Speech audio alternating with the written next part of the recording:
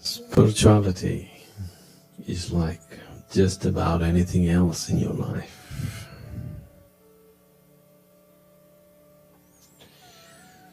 Like in your life, when you're done with one thing, the next thing begins. Just like that. When you're done with everything, spiritual process begins.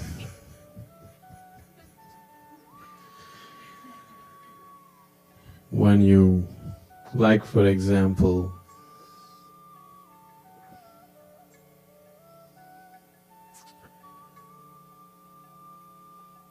to come to the basics of life, spirituality is very much like sexuality. In the sense, you are 14 and suddenly you know.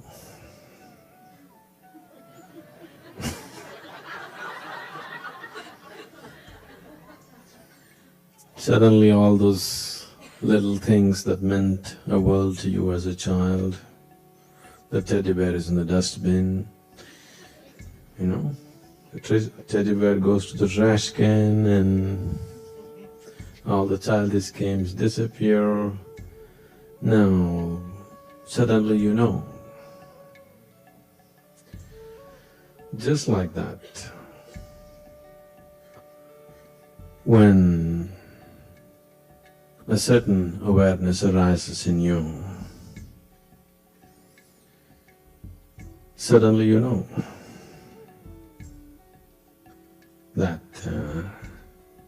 little games don't satisfy you anymore. When you became 14, you thought what you were doing till then were petty things. Suddenly you know the big thing.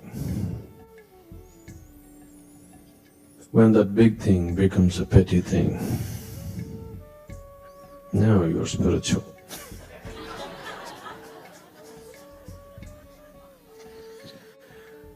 The so-called big things of life become petty things in your life. Now spirituality arises. There the hormones induce the maturity. Here it's only awareness which can induce this maturity. When you have the awareness to see yourself through the various activities of life, the various compulsions of life, the various longings of life, as simply an endless rigmarole which doesn't really lead you on to anything in particular. You're at it for 50, 60 years and it doesn't move you an inch from anywhere to anywhere. Either you go through it and realize it on your deathbed, or as you begin it, or when you're into it, you realize it when you still have time on your hands. So, the spiritual process has to begin somewhere. But the longing to go beyond the limitations in which you live is always there. Every little thing in our lives, when we are into it, it seems like it's everything, isn't it so? Every little thing in our lives. From eating what we want, to doing what we want, to relationships and all those things. When we are into it, it looks like it's the end all of life. It means so much. If we raise a little above that and look at it, suddenly they all become such better things. You even wonder, why the hell am I in this? So when this question begins to arise, why am I in all these little things stuck like this? Then the spiritual process has begun. Unfortunately for most people, they endure their spirituality unconsciously. I say endure because when you unconsciously seek the highest truth, it's going to put you through all kinds of nonsense in your life. You really have to have a great endurance because it'll put you through the, everything. Through a big breakfast, to a shopping mall, to marriage, through this and that and everything. Because you're unconsciously seeking some kind of fulfillment. After all, everybody is seeking fulfillment, isn't it? Either consciously or unconsciously is the only difference. When we say seeking the truth, see, truth is not a conclusion.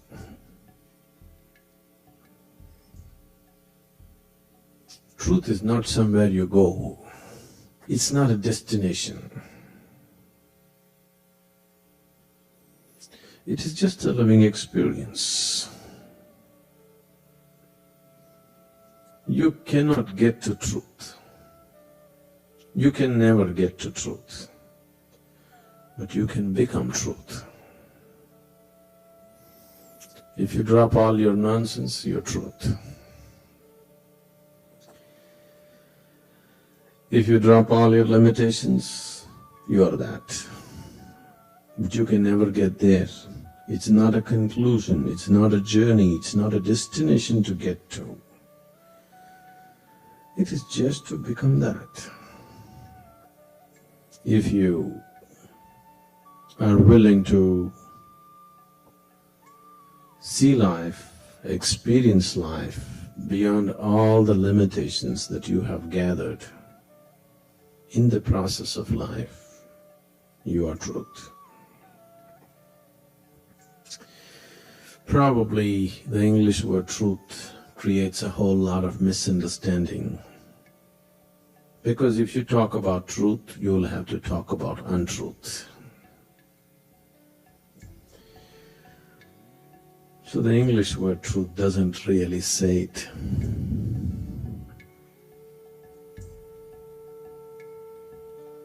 An appropriate word would be, in Sanskrit language, there is something called as Ritambara. It's called Ritambara, or if one is in that state, it's called Ritambara Prajna. One who is aware of Ritambara is Ritambara Prajna. Rit means that which is the foundation of everything. The cosmic basis of life is Rit. Whatever nonsense you believe yourself to be, fundamentally your life, isn't it? Is everybody life? Okay.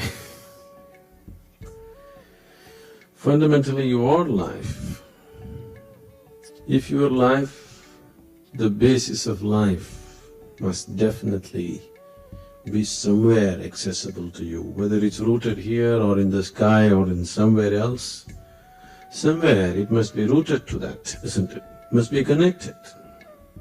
That which is life must always be in touch with the source of what it is. So getting to the very source of who you are is true. It's always there. It is just that it is covered up with the heap that you have gathered in the form of your body and your mind. These two heaps have covered it up. Now the whole effort, every kind of effort that we are doing, either early morning torture that you call as asanas,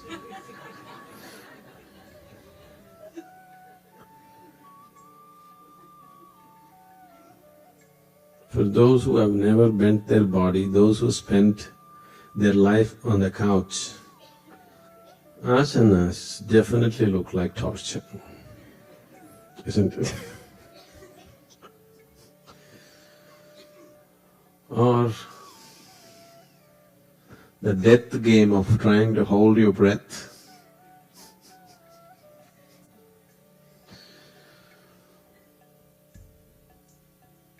Because holding your breath is death, isn't it? But people claim pranayams are life-enhancing.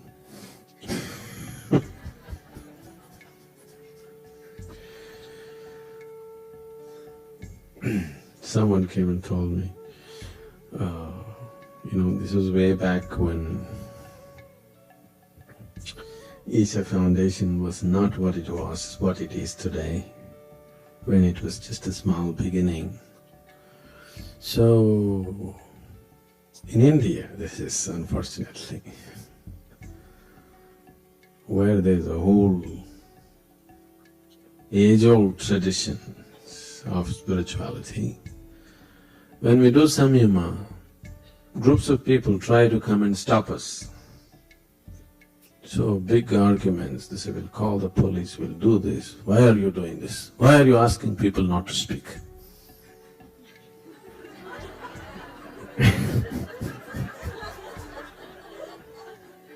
You won't believe this is in India. So, one hot-shot young man, God gave his mouth to speak. Why have you shut it up? I said, your God told you to blabber probably. My God told me to shut up so that he can do the speaking.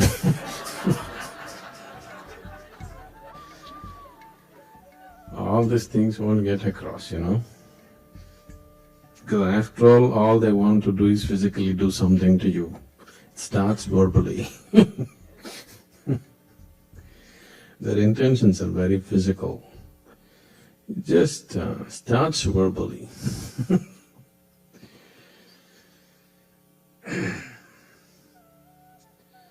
So, this process of seeking the ultimate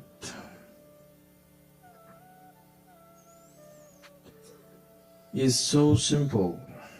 At the same time, most human beings on the planet experience it as the most complex and impossible process, unfortunately. This is simply because what you are looking for is hidden within you. When I say you, I mean the things that you're identified with right now. In your own body, in your own mind, in your own whatever you experience as myself right now. And all that you have gathered in the form of body or in the form of mind always is focused on the outward. Your body is 100% outward. Look at this. We've been going through this even in the basic introductories and things like that. Your five sense organs, which is the means through which you experience, are always outward bound, isn't it? You can see what is outside. You can't see what's inside. You can hear what is outside. You can't hear what is inside. You can sense and touch what is outside. You can't touch what is inside. So it is all outward bound. The same is true with your mind. Your mind is equipped only to go out. It is not equipped to go in. People are talking about turning their mind inward. There is no such thing. You cannot turn the mind inward. You can frustrate the mind by trying to turn inward so that it drops dead out of frustration. But you cannot turn the mind inward because the very nature of the mind is outward. It can only go outward. Whether you think about God, or you think about soul, or you think about truth, you are still looking outward, isn't it? God means up, isn't it? Always. In every culture, God means up. Some cultures look down, that's different. That depends whether you belong to cat culture or dog culture. You know? Dogs always look up to you. Cats always look down upon you.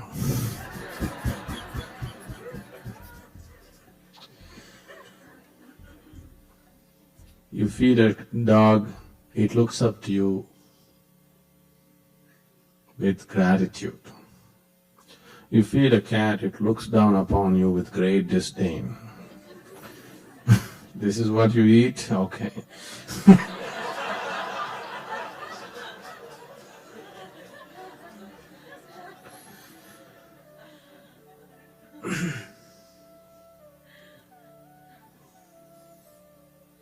So, people are either looking up or looking down or looking away because they have no means to look inward. Right now, all the faculties, every aspect of what you know as myself is all outward bound.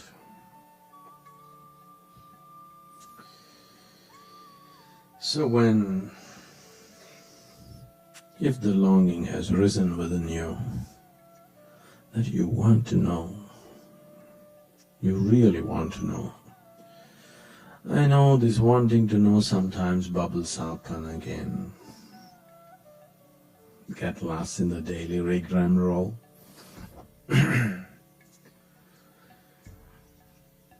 It's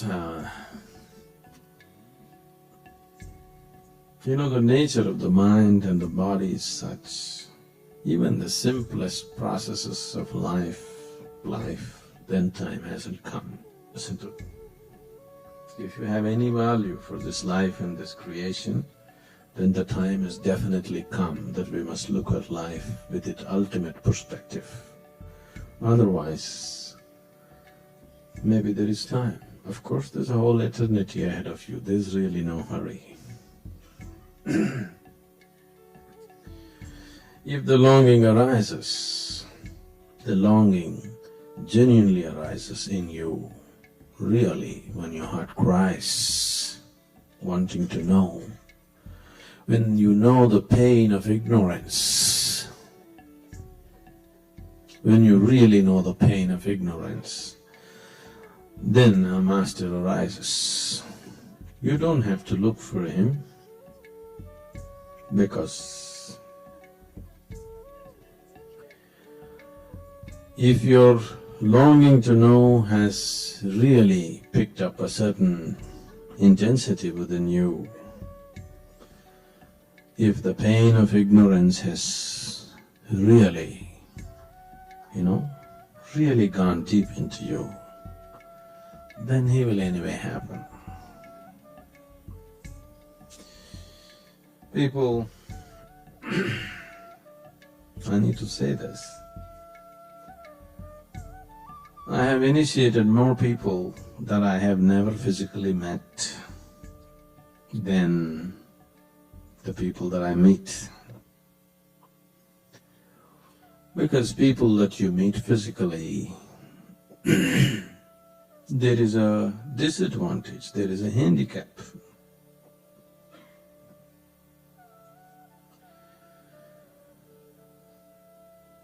When you handicap is, the other person is also a person like you.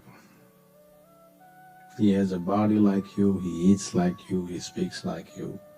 this is a disadvantage, because you can't help judging him, you can't help being protective about yourself, you can't help all those things, the usual things that when you meet a person or people around you. So you are starting with a handicap. This has always happened. Unfortunately, this has always happened. Most of the time, it's only after many spiritual masters, after they have left, the methods and the processes and the teachings picked up momentum. When they were there, very rarely it picked up momentum. Most of the time, only after they left. Because suddenly you don't have to battle with his personality anymore. Dead people are always convenient.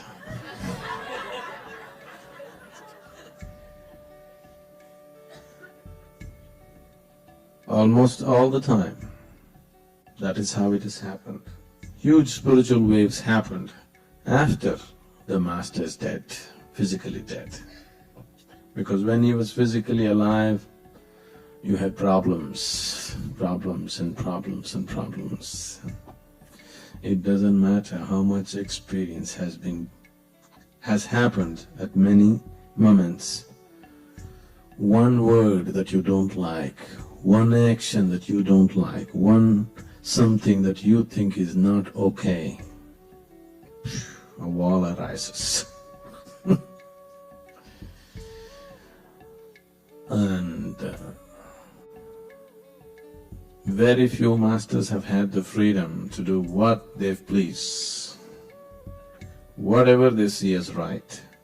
Otherwise, most other people had to work with the existing values of the society, with the existing moralities, with the existing nonsense around them.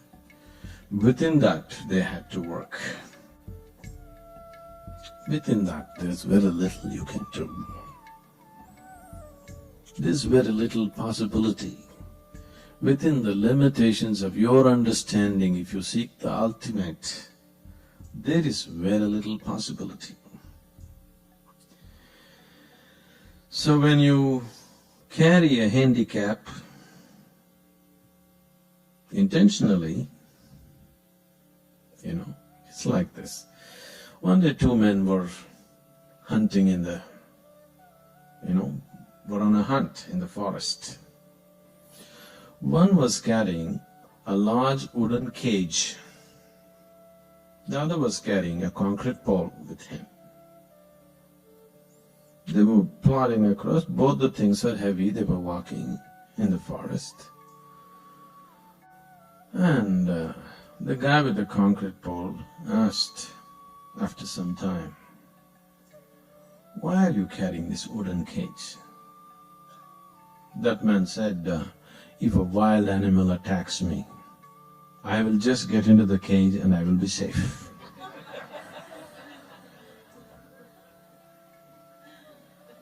Then they walked on, really struggling through the forest. Then the other guy asked, "Why are you carrying a concrete pole?"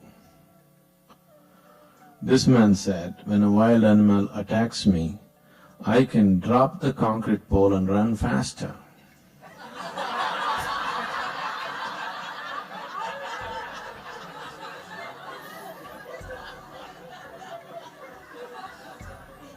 So,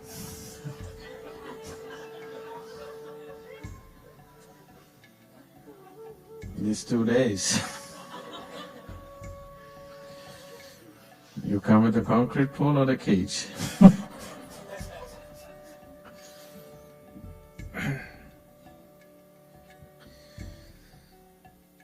People drag their feet for many reasons.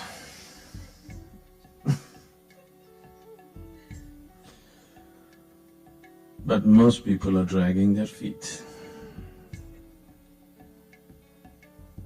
It happened once on the Times Square. These things can happen only there.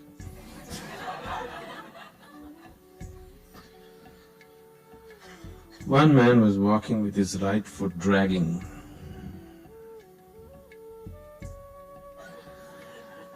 Another man came in the opposite direction. He was also dragging his right foot. The first man looked him up. Okay, one more guy dragging his right foot. Then as they came, he looked at him, pointed at his right leg and said, 1968, Vietnam.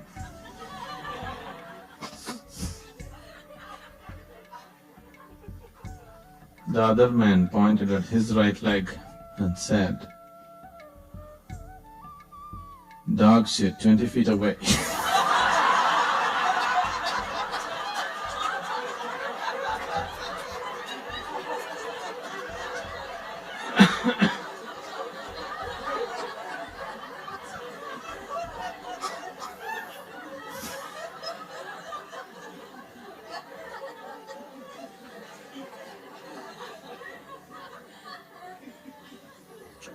So, why you're dragging your feet may vary, but when you're dragging your feet, you don't walk, you don't reach where you have to reach. Like just now somebody was telling me, someone wants to jump into the spiritual path 100% by taking a certain step. Oh, but this person is only 18, is it not too early? Can't this person do it after 2 years? Oh, in 2 years so much calamity can happen, you know. You know when you're 18 to 20, how many calamities happen? In 2 years' time you can get so lost that there may be no recovery. Yes, 2 years, 2 days people can get lost, 2 hours people can get lost, isn't it? When the longing has come, if you think 2 more years or 2 more days or 2 more hours, it's gone. It's simply gone. Whatever you choose, when you're aware, alert, not entangled, when your intelligence is functioning with some sense of clarity, that's what you should go after in your life. When you're embroiled in something, when you're involved and entangled in something, your mind, your body and everything around you says something else. That's not the point. And the nature of your mind is every day it says different things. Isn't it so? Because what you call as your mind has nothing to do with you. It is an accumulation that you gathered from outside. Because you gathered it in so many bits and pieces, it speaks in bits and pieces.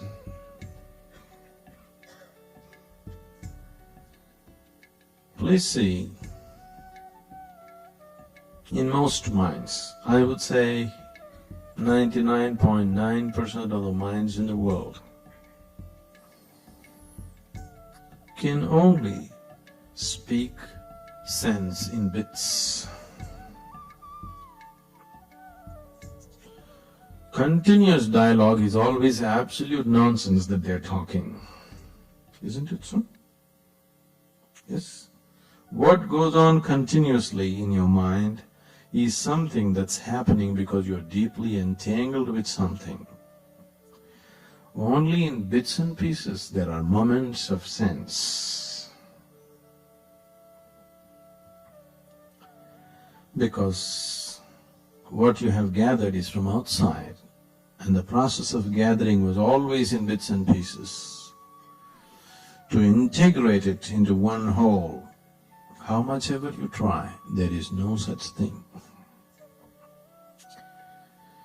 If you allow it to part, if you learn how to keep it aside, then there is a continuous stream of sense flowing from beneath the mind, from beyond the mind. But from the mind, continuous sense can never come. It can only come in bits and pieces, in flashes. These flashes can be inspiration, but can never be guidance. One flash here and there can just be an inspiration, but never a guidance. You can never depend on a light which is just on and off here and there and try to walk somewhere, isn't it? If it's on, then you could walk. On and off light can be just an inspiration to tell you, okay, there is something called light. But that light is no good, won't make a good torchlight for you, which just goes on and off at its own will, isn't it? It just tells you there is something called light. It's worth pursuing it. That's all. It cannot be a guidance, it can only be an inspiration.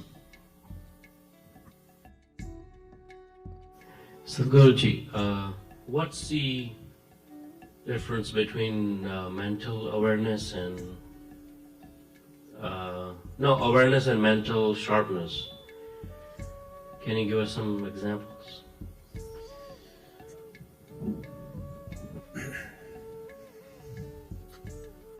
Mind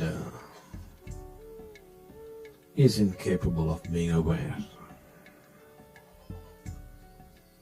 It's only because of the mind you have become unaware.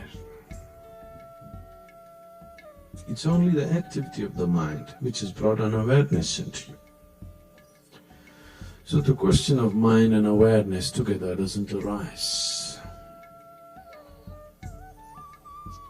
When your experience of life is beyond the limitations of the mind, that's when you're really aware.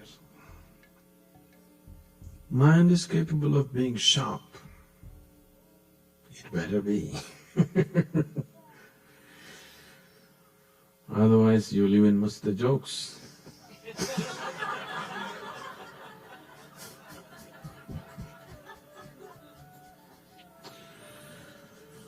When you miss the joke, you become the joke, isn't it? Let that not happen to yourself. So mind should be sharpened. But the problem with you is, the moment you have a sharp mind, you become terribly identified with it.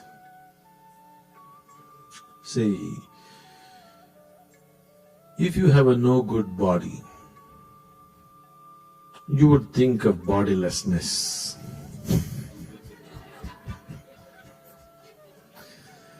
Now you have a good body, or at least the kind of body which draws people's attention.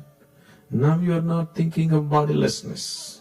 You're thinking only body, isn't it? See, that's what has happened to whole cultures of people. As people attach more and more importance to the body, everything about them becomes about the body. Right now, in a large way, not completely, but in a large way, it has happened to the Western societies. Body has become the most important aspect. Now, you just see the promotional aspect. See, if you look at the advertising culture in a society, you understand what attracts people. What is the prime thing in people's minds? Because advertising is about selling. If something has to be sold, it has to appeal to you, isn't it? You take anything, something as subtle as fragrance. Fragrance is a subtle thing. But fragrance is all about sex, isn't it? Isn't it so? The kind of smells that we are talking about, the kind of fragrances that we are talking about is all about inducing sex or exciting sexuality. Isn't it so? I'm talking about the advertising.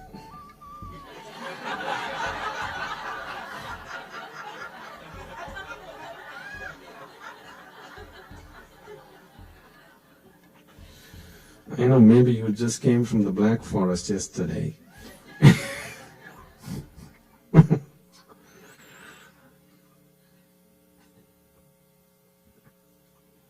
So fragrance is become a huge tool towards bodily pleasures, isn't it? The same thing, if you look at the Eastern cultures, fragrance is an important part of spiritual process. Any temple, any prayer house, any puja room, any little shrine, there is a certain kind of fragrance which is not at all about the body. Just the simple aspect of using smells. If you look at it culturally, where people are oriented, either towards the body or beyond the body, it's right there. This is so with everything. Take music. Today the modern music is on that stage they're doing everything a man and woman can do in vertical postures. With clothes on, of course. Isn't it so? It's no more about anything, it's all about physical body, isn't it? If you can sing well, you're no more a musician. You must be able to gyrate. Yes or no? So, this kind of trend, I'm not saying everything, but the major trend, I'm just using it as examples. It's not branding anybody anything. The same thing, the classical music was always about going beyond the physical limitations. When I was just mentioning some time ago, Ritambara means that which is the very source of cosmos. Rit means the foundation of the cosmos. So that which is the foundation of the cosmos includes both bad and good. Or it has no distinction as to what is bad and good. It's just seeing creation as creation. It is not seeing anything as ugly or beautiful. It is not seeing anything as good or bad. It is not seeing anything as God or devil. It is seeing just everything the way it is. That's awareness. Mind can only function with discretion, otherwise mind is useless. Mind as a faculty is useful to you only because it can discriminate between what is good and what is bad, what is right and what is wrong, isn't it? Otherwise, what good is your mind? Your mind is no good. So mind is like a knife. If you have a knife, you better have a sharp knife. Somebody told you a sharp knife is dangerous, so you carry a blunt knife, then it's no good. Yes, a sharp knife is dangerous. If you walk into somebody, you may kill, or you may do something to yourself, possible. But if you have a knife, you must have a sharp knife, real sharp knife, isn't it? Because when you want to use it as a knife, it must be sharp, otherwise it will not perform its functions the way it should. But sharp knife can only cut, cannot put things together, isn't it? Sharp knife can only divide, Sharp knives cannot unite. So it is not a tool for yoga. Yoga means union. Yoga means to make everything into one.